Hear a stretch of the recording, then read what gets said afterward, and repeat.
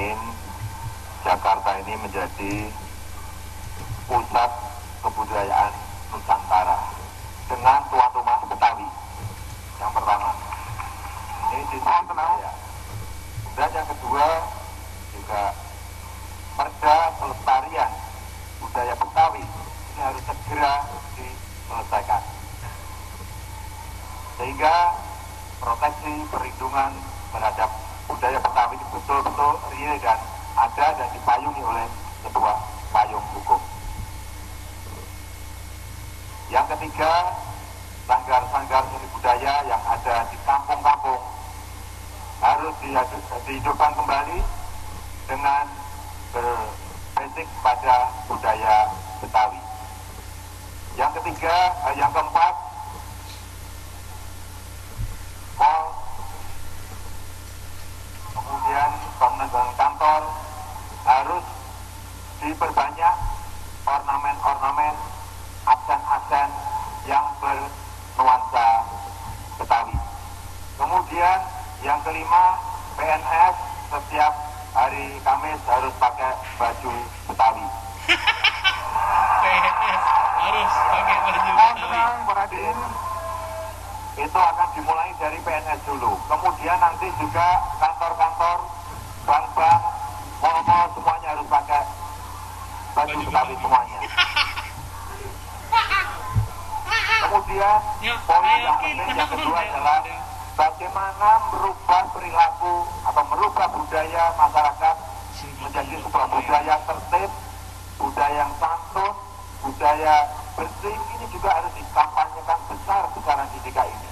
Kalau kita bisa merubah budaya dan perilaku itu, saya yakin yang namanya macet itu tidak akan terkurangi karena kita punya budaya tertib. Kebersihan kota juga sama, buang sampah di mana-mana juga akan menjadi baik kalau budaya bersih ini kita kampanyekan besar-besaran di DKI Jakarta ini. Saya tambahkan, jadi Jakarta ini kekurangan taman, sekarang cuma 80, harusnya taman itu bisa capai 500. Lalu ruang terbuka hijau kita itu masih tidak mencapai 20% targetnya 8,9%. Kalau ini dilakukan, tujuannya apa? Supaya kita bisa memanusiakan orang Jakarta. Dan taman-tamannya pun ada pendidikan kebudayaannya. Misalnya kalau kita bilang Taman Menteng, itu sudah tanamin pohon menteng. Kalau taman di Kebayoran, ya kita tanamin jati bayur. Kalau Taman Semanggi, kita tanamin pohon semanggi. Jadi orang ngerti kenapa taman ini, dia orang bisa mengerti budaya Jakarta. Lalu untuk para seniman, ini juga bukan cuma butuh uang, beliau-beliau ini juga butuh mentas. DKI punya 5 kantor wali kota yang besar sekali sebetulnya. Kita bisa bikin semacam pasar malam, pasar rakyat, tiap Sabtu dipakai untuk pementasan budaya ini. Pertama kita modalin, nanti lama-lama akan terjadi sebuah siklus ekonomi. Ada pasar malam, PKL, pedagang food court bisa masuk ke dalam, ada kuliner khas Betawi. Jadi jangan kuliner khas Betawi atau kesenian Betawi itu hanya dipakai waktu Jakarta Fair atau pas ada pemilu kada saja, kan kasihan. Ini harus kita kembangkan, karena dengan ada tempat-tempat inilah maka kebudayaan ini akan terus bertumbuh. Nah, hal inilah yang kita harapkan. Kalau kita bicara tentang kebudayaan, kita bicara tentang faktor sosial juga. Ada yang lebih penting. Jakarta begitu luas, banyak suku, ras, agama berbeda. Kita kerjasama dengan universitas, dengan para ahli sosiologi. Kita harus petakan di tiap sudut ini apa masalahnya. Jadi sehingga kita pemerintah untuk melakukan solusi atas masalah sosial bisa dengan mudah, karena kita tahu persis apa masalah di tiap titik-titik di kampung-kampung ini. Kita punya psikologi. Jakarta beda dengan di kampung, punya fakultas kedokteran yang banyak, fakultas psikologi yang banyak. Kita bisa melakukan mahasiswa-mahasiswa magang, kita fasilitasi, tapi kami mau membangun rumah atau apartemen sederhana terpadu. Di situ ada ruangan-ruangan untuk pelatihan-pelatihan dan untuk membantu secara psikologi maupun masalah-masalah sosial yang ada.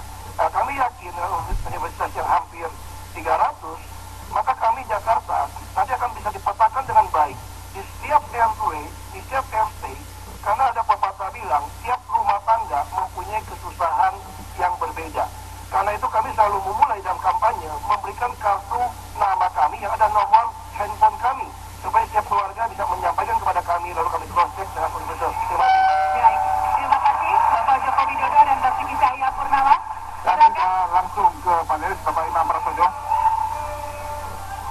Saya akan bertanya dalam waktu singkat, tapi saya ingin kalau dibolehkan memberikan waktu kepada Pak Ahok lebih lama, karena saya ingin tahu visi dari seorang wakil gubernur, dan ini saya kira tadi kita sudah sangat banyak mendengar dari calon gubernurnya. Budaya itu harus didialogkan, tidak dipaksakan. Saya ingin tanya kepada Anda, kita melihat adanya segregasi perkampungan, perumahan tertentu yang kaya, luar biasa kaya, sementara dikelilingi oleh perumahan-perumahan yang begitu miskin. Untuk menghindari ketegangan, apa yang akan Anda lakukan, Pak Ahok, seandainya Anda terpilih menjadi wakil gubernur untuk didialogkan dengan gubernur? Baik, silakan. Jadi secara prinsip, kita tidak ada dikotomi antara modern dan sederhana. Yang ada adalah Jakarta untuk semua golongan. Kesalahan yang terbesar di Jakarta dibongkar yang kumuh, digantikan dari orang kaya yang masuk. Yang harus kita lakukan itu contoh, kita bicara ada tata ruang saja, dan transportasi. Itu sudah jelas ada kesalahan dalam membuat tata ruang. Harusnya semakin Anda penghasilan ekonominya rendah, Anda semakin dikasih tempat tinggal di dalam. Persoalan Jakarta, kita ambil contoh. Banyak sekali rumah susun, orang yang miskin, sewa rumah petak itu 350.000 sebulan. Sementara rumah susun hanya sewa 200.000.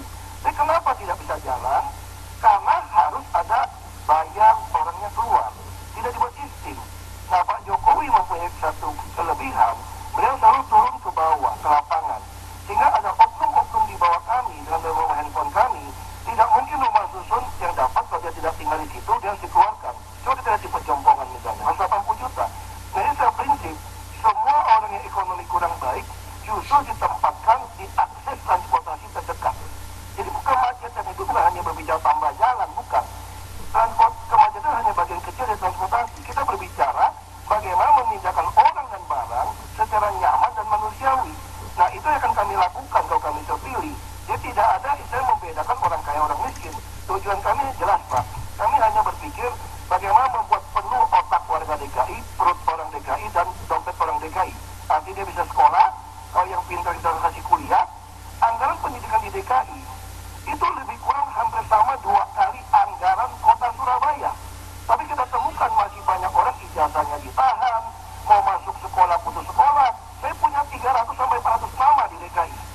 Siapa-siapa yang mengalami seperti itu? Silakan wartawan tanya sama saya. Terima kasih.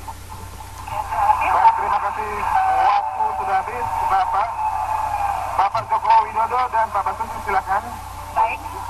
Dan selanjutnya kita akan masuk pada segmen berikutnya, yaitu adalah debat secara langsung ya dari masing-masing. Masih ada dulu Pak Fauzi dan Pak Narwi akan memaparkan visi-misi mengenai sosial budaya.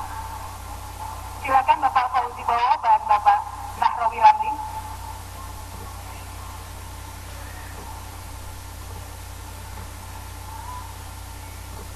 Ini panelisnya ini memang pakar sosial budaya.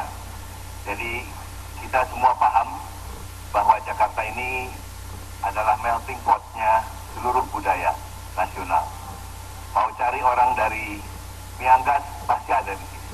Pulau Rote, dari Sabang sampai Merauke pasti ada perwakilannya di Jakarta. Inilah aset dan kekayaan ibu kota Jakarta yang harus kita jadikan tumpuan untuk membangun ibu kota ke depan. Tanpa diskriminasi untuk siapapun. Begitu juga agamanya. Karena sejak awal, kota Jakarta ini sejak zaman Sunda Kelapa dulu sudah dihuni oleh berbagai etnis dan kultur yang berbeda-beda. Semua ini menyatu dalam kultur yang ada di ibu kota Jakarta. Ini yang harus kita pahami. Di sisi lain harus juga kita manage, harus dikelola dengan sensitivitas yang tinggi.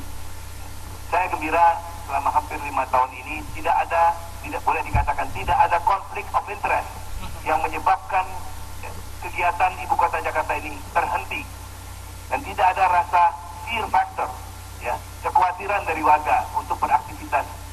Singgungan-singgungan pasti ada, tapi ini tidak. Di tempat Pak Imam sendiri terjadi kadang-kadang tawuran antar warga. Sekarang alhamdulillah tidak ada lagi setelah ditangani oleh yang ahli di bidang itu. Kemudian kemudian kita lihat juga di tempat lain, ya, seperti di Galur dan Tanah Tinggi, yang setiap kali secara rutin terjadi perselisihan antara warga. Resepnya adalah satu, serahkan itu kepada komunitas. Lagi-lagi community base. Dan dengan demikian, masalah itu tidak melebar, bisa diselesaikan secara terfokus. Saya gembira di Jakarta ini komunitasnya macam-macam, mulai dari para ahli, profesor, bahkan sampai juga tenaga law enforcement yang hadir di situ. Mereka semua bekerja sama untuk menyelesaikan, mencari solusi komunitasnya masing-masing. Ibu bapak, para pemirsa yang saya hormati, kemudian kalau kita lihat multiculturalism yang ada di Jakarta ini, pendekatannya sangat dihargai di antara kota-kota internasional. Kita selalu diundang untuk berbicara mengenai multiculturalism ini, dan itu adalah kebanggaan orang Jakarta. Saya harap warga Jakarta itu lebih sadar, ya, bahwa kita punya sesuatu yang sangat berharga. Mari kita rapatkan barisan, kita galang persatuan. Yang penting kita tetap bersatu, dan bersatu kita maju terus di Jakarta. Silakan, Pak. Bicara soal budaya, bicara soal agama adalah satu tata nilai. Dan tata nilai itu pasti ada keterpengaruhannya. Keterpengaruhan dari luar negeri, keterpengaruhan dari dalam negeri, dan keterpengaruhan dari zaman. Baiklah, di dalam kehidupan Jakarta yang multikultural, kita berusaha ke depan untuk mengaktifkan kembali lembaga-lembaga yang ada. Bahwa Jakarta ini beragam. 4 pilar kebangsaan yang sekarang sedang kita sampaikan lagi kepada masyarakat. Yang keempat adalah kebinekaan. Itu yang akan kita bangun di Jakarta agar supaya terdapat kehidupan yang harmonis antar etnis. Soal beragama, agama adalah hak konstitusi setiap orang. Tapi harus diatur agar supaya toleran antara satu agama dengan agama yang lain. Dan Bapak Ibu sekalian, bahwa budaya di Jakarta ini diatur. Payung hukumnya adalah Undang-Undang Nomor 29 Tahun 2007, di mana disebutkan pasal itu bahwa pemerintah berkewajiban melestarikan dan mengembangkan budaya Betawi dan budaya lainnya yang ada di Jakarta. Itu berjalan terus, bahkan ada anggaran yang membina untuk itu. Bahkan ada satu kebanggaan lagi di Jakarta, kita punya taman mini, walaupun itu nasional, tapi terwadahi etnis lain. 146 etnis yang ada di Jakarta ini. Kita berusaha untuk hidup rukun, damai, saling berdampingan, toleran. Terima kasih. Baik, terima kasih. Masih ada waktu? Sebelum habis, saya boleh memanfaatkan waktu tersisa ya. Ada satu hal yang barangkali ini menyangkut budaya orang Jakarta. Ya, sementara ini kita lihat bahwa berbagai permasalahan di Jakarta ini ditimbulkan juga antara lain oleh perilaku dan budaya yang tidak proper. Ya, kita lihat bahwa kesehatan ini penting, oleh karena itu kita harus membangun budaya hidup sehat. Kebersihan itu penting, budaya bersih itu juga harus kita tegakkan. Ya. Saluran, sungai, dan got ini acap kali dicemari oleh perilaku yang tidak benar. Ini mutlak harus jadi pekerjaan rumah kami berdua 5 tahun yang akan datang. Terima kasih, silakan Pak Imam. Sama dengan yang tadi, saya kalau dibolehkan ingin fokus untuk bertanya ke Pak Nara, nanti sisanya kepada Pak Fokus. Silakan. Impian kebinekaan yang tadi dikemukakan luar biasa baik, tetapi seringkali dikotori oleh aksi-aksi kekerasan. Saya ingin tanya kepada Pak Nara, definisi Anda premanisme itu apa? Dan apakah Anda mengidentifikasi agen-agen kekerasan yang ada di Indonesia yang bisa merusak terhadap hubungan multikultural yang tadi diimpikan oleh Pak Fogo maupun Pak Nara? Dan siapakah mereka kalau tadinya Bapak bisa mengemukakan dan bagaimana mengatasinya? Terima kasih. Premanisme, preman, free man. Dia orang bebas dan tidak mau diatur. Ada kecenderungan untuk bergerak sendiri dan tidak mau diaturkan. Kira-kira seperti itu. Bagi saya, preman yang di Jakarta ini ada sebabnya, Pak. Yaitu perut. Jadi, kalau mengatasi preman di Jakarta ini, berilah dia pekerjaan, berilah dia pesan Kiai tentang nilai-nilai kehidupan yang santun, insya Allah itu dapat dilaksanakan dan Jakarta akan tertib dengan baik, Pak. Ini perlunya tadi Pak Imam saya tambahkan integrated approach. Jadi tadi saya uraikan bagaimana kita mengupayakan growth ini terus tumbuh, tapi pada saat yang bersamaan juga kebijakan yang pro-poor dan pro-job ini harus kita lakukan. Jangan sekali-sekali kita abaikan. Kalau kita bicara tadi indeks pembangunan manusia, Pak Imam, ini jadi penting. Ya. Kemudian job creation, ini menjadi penting. 5 tahun ke depan kita akan kembangkan satu kawasan ekonomi khusus di Marunda. Yang saya sudah beri nama, kita sudah sepakati, kita beri nama kawasan ekonomi khusus Ali Sadikin. Dan ini akan menciptakan lapangan kerja baru sekitar 500 sampai 400 sampai 500 ribu. Ya. Dan ini bukan cuma sekedar jualan ide, tapi kami sudah punya rencana financing untuk itu. Ya. Dan mudah-mudahan dengan ridho Allah kita akan menciptakan lapangan kerja yang cukup banyak di Jakarta selama 5 tahun yang akan datang. Dan ini sekali lagi inti daripada apa yang permasalahan yang tadi dikatakan. Satu lagi Mas Imam, selama 5 tahun ini tidak ada konflik horizontal. Ini penting. Bagaimana kita menjaganya, memanagenya. Mulai dari unsur yang paling kiri sampai ke unsur yang paling kanan. Setiap hari kita harus maintain dengan dialog, dengan komunikasi dan interaksi. Pak Imam tahu ini adalah resepnya. Terima kasih. Waktu sudah habis. Terima kasih banyak Pak Fauzibo dan Pak Narobi. Silakan kembali ke tempat duduk.